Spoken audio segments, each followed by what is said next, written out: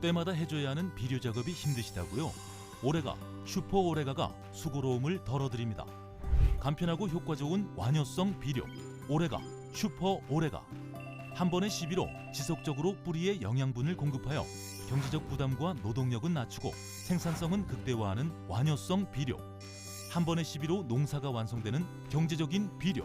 오래간다 오레가. 남해화학 오레가, 슈퍼 오레가. 여러분 안녕하십니까? NBS 뉴스 24입니다. 최근 유통업계에서 농산물 초저가 경쟁이 치열해지고 있습니다. 코로나19로 온라인 쇼핑이 크게 늘자 시장 주도권을 잡기 위한 각축전이 벌어지고 있는데요. 온라인몰과 대형마트, 편의점까지 가세했습니다. 네, 문제는 이런 저가 판매 전략이 과열되면 농산물을 공급하는 산지 농민에게는 부담이 될 수 있다는 건데요. 심각한 소비 침체로 어렵게 손에 쥔 수익마저 줄어드는 게 아닐지 걱정입니다. 손현진 기자입니다. 최근 유통업계의 신선 농산물과 가공식품 초저가 경쟁에 불이 붙고 있습니다. 포문을 연 건 이마트입니다. 이마트는 지난 8일부터 최저가 보상 적립제를 운영하고 있습니다. 매장에서 구입한 상품 가격이 홈플러스와 롯데마트, 쿠팡보다 비쌀 경우 그 차액을 포인트로 적립해주는 제도입니다. 대형마트는 대형마트끼리 경쟁하던 공식을 깨고 온라인몰보다도 저렴한 가격을 전면에 내세웠습니다. 신선식품 중심의 온라인몰 마켓컬리도 저가 판매에 뛰어들었습니다. 과일과 채소 등 60여 가지 식품을 온라인 마트보다 1년 내내 저렴하게 판매하는 정책을 시행하기로 한 겁니다. 품질이 좋은 상품을 원하시는 분들은 이제 품질이 좋은 상품으로, 또 가격이 저렴한 상품을 좋아하시는 분들은 저렴한 상품을 구매하시게 되잖아요. 그거에 따라서 저희가 좀 저렴한 상품도 구색을 갖추었다라고 보시면 될 것 같습니다. 편의점도 가세했습니다. GS25 편의점의 온라인몰인 GS프레시몰은 채소 50여 종을 선정해 초저가로 판매하는 전용관을 상시 운영하기로 했습니다. 최근 양파와 대파 등 농산물 가격이 크게 올랐다는 보도가 잇따르자 물가에 민감해진 소비자를 겨냥한 저가 마케팅이 각광받고 있는 겁니다. 소비자들은 나쁠 게 없지만 농산물 산지에 미칠 파장이 만만치 않을 것이라는 목소리가 나옵니다. 거래 교섭력이 강한 대형 유통업체들의 저가 판매 경쟁은 산지 출하 조직과 산지 수집상에 부담으로 작용할 가능성이 매우 높습니다. 결국 공급 단가 인하 등 산지에 대한 압박이 강해질 수 있다는 우려가 제기됩니다. 운송비라든가 포장재 값이라든가 임금이나 이런 걸 못 떨어뜨리고 결국 우물 값에서 떨어뜨려야 되잖아요. 결국은 농산물 값이 떨어진다는 얘기지 뭐. 전문가들은 산지 유통 조직화와 판로 다각화 등을 통해 유통업계의 저가 마케팅에 대응할 필요가 있다고 조언했습니다. 일각에서는 정부 차원의 농산물 최저가 보장책이 마련되지 않은 한 비슷한 문제가 반복될 수밖에 없다는 지적도 나옵니다. 최저가를 요구했었어요. 농민이 써서 낸 것이 기초 가격이다 이렇게 생각하면 지금까지 이런 사태는 벌어지지 않았죠. 중간이 너무 뚱뚱하고 큰 거예요. 소비자는 비싸다고 늘 아우성이고 생산자는 너무 싸서 돈이 없다고 아우성인데, 코로나19로 인한 소비 침체가 장기화하는 가운데 유통업계의 초저가 마케팅을 바라보는 농민들의 마음은 타들어가고 있습니다. MBS 뉴스 손현진입니다. 최근 전국적으로 채식을 강화하는 학교 급식이 확산되고 있습니다. 육류 대신 채식 위주의 급식으로 탄소 배출을 줄이겠다는 건데요. 축산업계는 교육당국의 일방적인 채식주의 확산 정책이 청소년기 영양 불균형을 초래하고 육식에 대한 근거 없는 혐오를 조장해 축산업에 중대한 피해를 입힐 수 있다며 목소리를 높이고 있습니다. 남수지 기자입니다. 서울시 교육청을 비롯한 전국 광역시도 교육청들이 기후 위기에 대응한다는 이유를 내세워 학교 급식에서 채식 급식을 앞세우고 있습니다. 탄소 배출량을 줄인다는 건데 축산 업계에 큰 파장이 일고 있습니다. 서울시 교육청은 최근 서울 시내 모든 학교에서 한 달에 2차례 채식 급식을 시행하겠다고 밝혔습니다. 인천시 교육청도 올해부터 모든 초중고등학교에서 월 2회 채식 식단을 제공하고 있고, 울산시 교육청은 이미 지난해부터 월 1회 채식의 날을 시행 중입니다. 광주, 부산, 전북, 경북 등에서도 같은 이유로 채식 급식에 나서고 있습니다. 축산업계는 즉각 반발하고 나섰습니다. 축산 관련 단체 협의회는 12일 성명서를 통해 서울시 교육청 등의 채식의 날 운영 방침에 대해 강한 우려를 표명했습니다. 축단협은 기후위기 대응 및 탄소 배출 저감을 위한 노력과 성찰에는 공감하지만 교육당국의 일방적인 채식주의 확산 정책이 청소년기 영양 불균형과 급식의 질 저하, 육식에 대한 근거 없는 혐오를 조장해 국내 축산업에 피해를 입힐 것이라고 지적했습니다. 특히 축단협은 교육당국이 육식 위주의 식습관을 기후 위기의 원인으로 지목하고 지구 보호 동참 차원에서 육류 섭취를 줄이자는 취지를 내세운 것에 대해 잘못된 접근이라고 반박했습니다. 지나친 육식으로 지방이 총 칼로리의 40에서 50%를 차지하는 서구 사회와 달리 우리나라는 그 비율이 19% 정도로 균형 잡힌 식습관을 하고 있는 것을 감안하면 무조건적인 채식주의 도입은 적절치 않다는 겁니다. 더구나 학생들은 교내에서 균형 잡힌 육류 섭취를 하고 있음에도 육식을 줄여야 한다고 강요하는 건 선택권을 박탈하는 동시에 육류 섭취, 더 나아가 축산업에 대한 이미지를 크게 훼손할 수 있다는 겁니다. 또 축단협은 국내 축산업계가 지속적으로 동물 윤리와 탄소 저감 운동에 동참하고 있음에도 채식의 날까지 제정하는 건 채식에 상대되는 육식, 축산업의 가치를 폄훼하고 나아가 육식 혐오를 조장할 수 있다며 교육 당국의 정보 왜곡에 큰 우려를 나타냈습니다. 채식의 날을 정한다는 게 과연 합당한가? 고기에서 탄소 배출이 많아가지고 영향을 미친다? 그건 아니라고 보거든. 채식은 되고 고기는 안 된다는 보장도 없는 거고 학생들이 학교 급식의 자율 선택권도 보장이 돼야 되는 것이고 축단협은 교육당국이 학교 급식에서 채식 식단을 강화할 경우 청소년기 영양 불균형과 급식의 질 저하를 유발할 수 있다는 점도 짚었습니다. 청소년기 필수 영양 성분 중 비타민 B12는 소, 돼지, 닭 등 동물성 식품에만 존재하며 칼슘, 철분, 아연 또한 채식만으로 섭취하기 힘들다는 겁니다. 전문가들도 식물성 단백질로 섭취하는 단백질은 한계가 있다고 설명합니다. 식물성 단백질만으로는 효율성은 떨어지거든요. 체내의 흡수율이 다르기 때문에. 일방적인 채식급식 확산 정책이 축산업계의 피해로 이어지지 않도록 심도 있는 논의가 필요한 시점입니다. MBS 뉴스 남수지입니다. 최근 농지 투기의 우회로로 악용되고 있다는 평가를 받는 농업법인. 농업법인이 이런 평가를 받는 이유로는 정부와 지자체의 관리 부실이 꼽히고 있습니다. 설립 과정이 간소화됐지만 사후 관리는 미비해 부작용이 발생하는 건데요. 이에 수요 기획을 통해 농업법인 관리 강화 방안을 모색해봤습니다. 강창호 기자입니다. 농업법인이 농지 투기 등 부정한 목적에 악용되고 있다는 지적이 나옵니다. 특히 농업법인 중 농업회사법인의 도덕적 해이가 심각합니다. 실제로 최근 공공기관 투기조사, 농업법인 실태조사 등에서 농업회사법인의 투기 사례가 잇따라 적발됐습니다. 농업회사법인은 농산물 유통, 가공, 판매나 농어촌 관광 산업 등을 목적으로 하는 법인입니다. 농업인이 한 명만 있으면 비농업인들도 설립할 수 있습니다. 농지를 구매할 수 없는 비농업인들이 농업회사법인을 통해 투기할 수 있는 겁니다. 문제는 농업회사법인을 관리해야 할 지방자치단체가 손을 놓고 있다는 점입니다. 현재 농업회사법인들은 법인 설립 이후 관리 주체인 지자체에 설립 등록을 할 의무가 없는 것으로 확인됐습니다. 정부 지원 사업만 포기한다면 지자체 관리의 사각지대에 놓일 수 있는 겁니다. 등기소에 등록을 하고 본인들이 크게 이제 농업 관련 사업에 아쉬울 게 없으면 지자체에 등록을 안 해요. 지금은 굳이 안 해도 본인들이 이제 농림부 관련 정책 사업을 받지 않을 거면 부동산 소유 목적이거나 그런 식으로 할 거면 굳이 할 필요가 없죠. 이에 농업회사법인의 악용 사례를 막기 위해선 법인을 신설할 경우 관할 지자체 담당자의 관리 대상에 둘 수 있도록 제도를 개선해야 한다는 지적이 나옵니다. 문제는 뭐냐면은 설립 단계에서부터 관리 운영 관련된 명확한 관리 체계가 없거든요.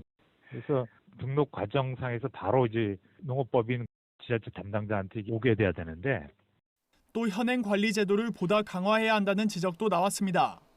농업회사법인의 농지 투기를 방지하기 위해선 농지 소유 자격을 별도 심사해야 한다는 의견이 제시됐습니다.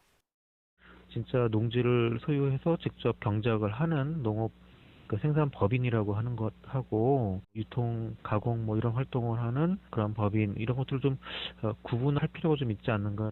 실제 공동의 농업 생산을 하는 법인에 대해서는 별도로 어떤 요건을 정해서 제도를 보완해 주는 게 필요하지 않나 싶어요. 그런 조직들이 이제 농지를 좀 보유할 수 있게.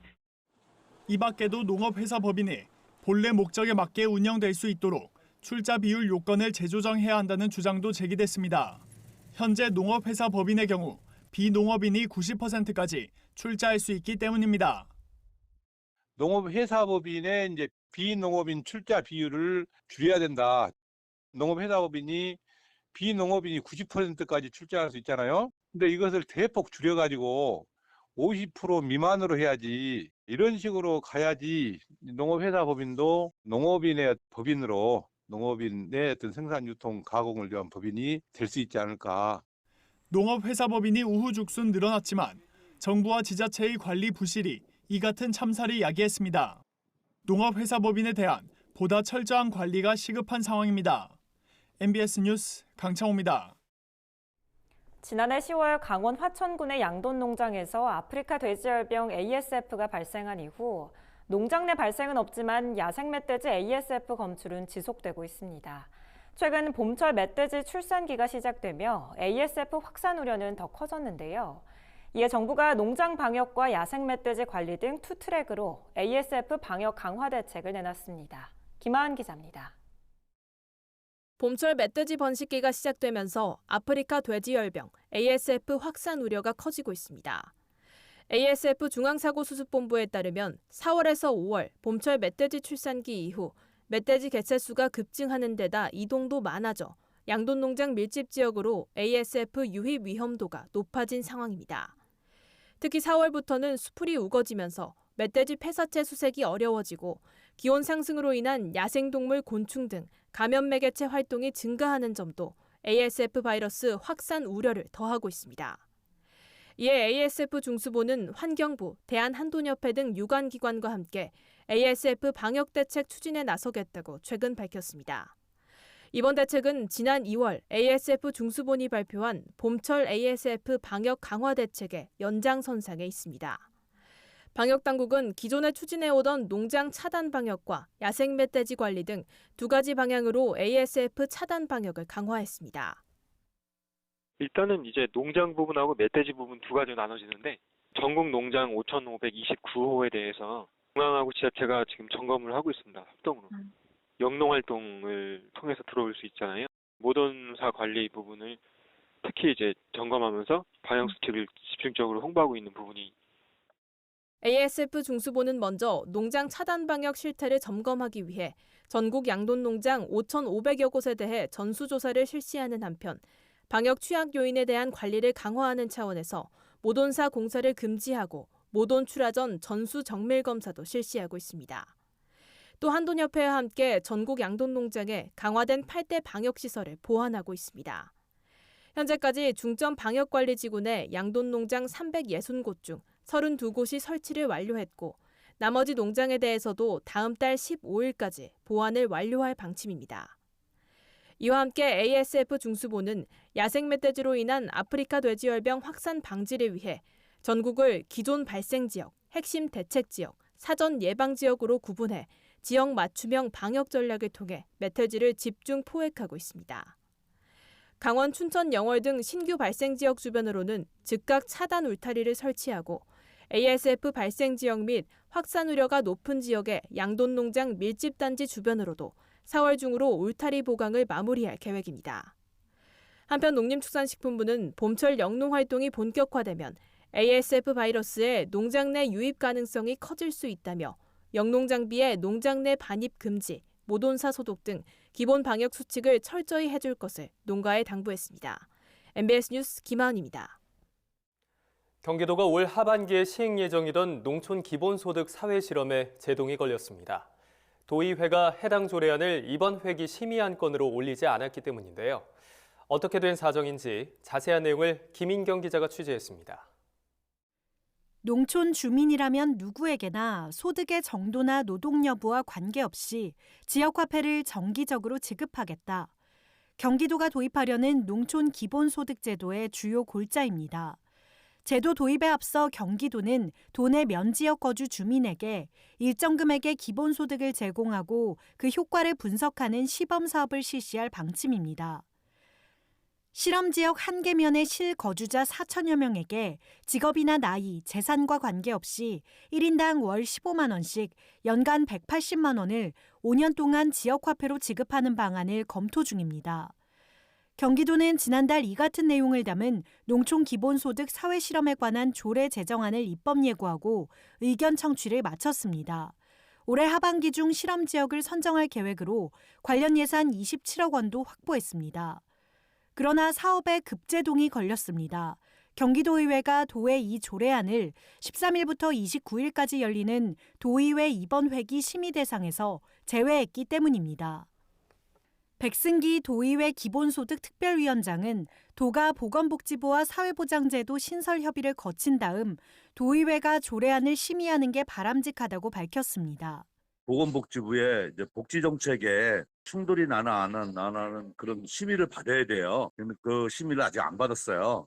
농민 기본소득도 이제 시작하는데 농촌 기본소득은 시범사업인데 되게 급한 거 아니지 않느냐. 사회보장 심의를 받아서 와라. 받아오면은 그때 다루겠다. 그렇게 해서 농촌 기본소득은 뒤로 미룬 거예요. 경기도는 당초 이달 중 조례안 심의와 보건복지부 협의를 동시에 실시할 예정이었지만 복지부의 심의가 늦어지면서 정책 시행에 차질이 빚어지게 된 겁니다. 이에 따라 올 하반기 실시 예정이던 사회실험도 늦어질 가능성이 높아졌습니다. 6월까지는 좀 사회보장 심의를 받아볼까. 우선은 지금 심의 서류나 이런 건 다 이제 보내놨는데 심의 기간은 빠르면 뭐 한 2, 3개월도 걸리고 늦으면 한 6개월 정도? 다만 경기도가 추진하는 또 다른 기본소득제도 농민기본소득 지원 조례안은 도의회 이번 회기에 안건으로 상정됐습니다. 도에 거주하는 농민이라면 누구나 월 5만 원씩 연간 60만 원의 지역화폐를 지급받을 수 있는 제도입니다. 농민기본소득 조례안은 오는 19일 도의회 농정해양위원회의 심의를 거친 뒤 29일 본회의 표결에서 실시 여부가 확정됩니다. 이재명 경기도지사가 2018년부터 농민기본소득 도입 의지를 밝혀온 만큼 무난히 의회를 통과할 것이란 전망도 있는 반면 배달 대행, 대리운전 등 다른 직업군의 기본소득제도 조례안 역시 표류 중이라 농민기본소득 조례안이 통과될 수 있을지는 미지수라는 의견도 나오는 상황. 플랫폼 노동자 지원 기본소득 조례도 지금 보류 상태고 예술인 기본소득도 보류가 된 상태예요. 그분들은 안 해주면서 왜 농민들만 해주냐라는 그런 반감도 나올 수 있어요. 전국의 광역지자체 가운데 최초로 농민과 농촌 주민에 대한 기본소득 제도를 들고 나온 경기도가 의회의 문턱을 넘어 지원 근거를 마련할 수 있을지 관심이 모아집니다. NBS 뉴스 김인경입니다. 산림청은 최근 임산물 16개 품목을 대상으로 2020년 임산물 소득 조사 결과를 발표했습니다. 조사 결과 산지 재배는 산마늘, 노지 재배는 산딸기, 시설 재배는 참나물의 소득이 가장 높은 것으로 나타났습니다. 김진희 기자가 보도합니다. 산림청이 최근 발표한 2020년 임산물 소득 조사 결과에 따르면 산마늘과 산딸기, 참나물이 지난해 고소득 임산물인 것으로 나타났습니다. 산마늘이 지난해 산지 재배 품목 중 소득이 가장 높은 작물로 조사됐습니다. 산마늘 산지 재배 농가는 지난해 1헥타르당 평균 1,684만 원의 소득을 올렸습니다. 산림청은 산마늘의 경우 수요가 꾸준해 타 품목 대비 높은 가격에 거래되는 점이 고소득의 비결이라고 설명했습니다. 또 초기에 많은 종묘 비용과 제초 작업 비용이 소요되나 조성 후 약 5년이 지나 완전히 활착하면 제초 작업 비용이 대폭 감소해 경영비를 줄일 수 있다고 언급했습니다. 노지 재배 품목 중 지난해 가장 높은 소득을 올린 작물은 산딸기입니다. 산딸기 재배 농가는 지난해 1헥타르당 평균 3,085만 원의 소득을 올린 것으로 나타났습니다. 다만 산딸기의 경우 경영 과정에서 다른 품목에 비해 가지치기, 수영 관리 등 관리 작업이 상대적으로 많이 소요되는 것으로 조사됐습니다. 실제로 산딸기 노지 재배 농가의 경영비 항목 중 고용 노력비가 30.5%에 달하는 것으로 나타났습니다. 시설 재배 품목 중 지난해 가장 높은 소득을 올린 것은 참나물입니다. 또 시설 재배 참나물은 조사 대상 16개 품목 중 가장 높은 소득을 올린 것으로 조사됐습니다. 참나물을 시설 재배하는 농가는 지난해 1헥타르당 평균 5,344만 원의 소득을 올렸습니다. 이는 시설 재배의 특성상 집약적인 형태를 보이기 때문으로 풀이됩니다. 하지만 초기 영농시설 구비에 비용이 많이 소요되고 영농시설 감가상각비 등 중간 비용이 많아 경영비가 높게 나타났습니다. 한편 산림청은 2014년부터 매년 표본조사 및 방문조사를 통해 임산물 소득조사를 실시하고 있습니다. 조사 대상은 총 16개 품목입니다. 16개 품목에 대한 재배 유형별 경영 성과를 확인함으로써 미래 경영 계획을 수립하는 것을 지원할 뿐만 아니라 재해 등에 따른 임산물 피해 보전 기준 마련에도 활용할 수 있을 것으로 생각됩니다.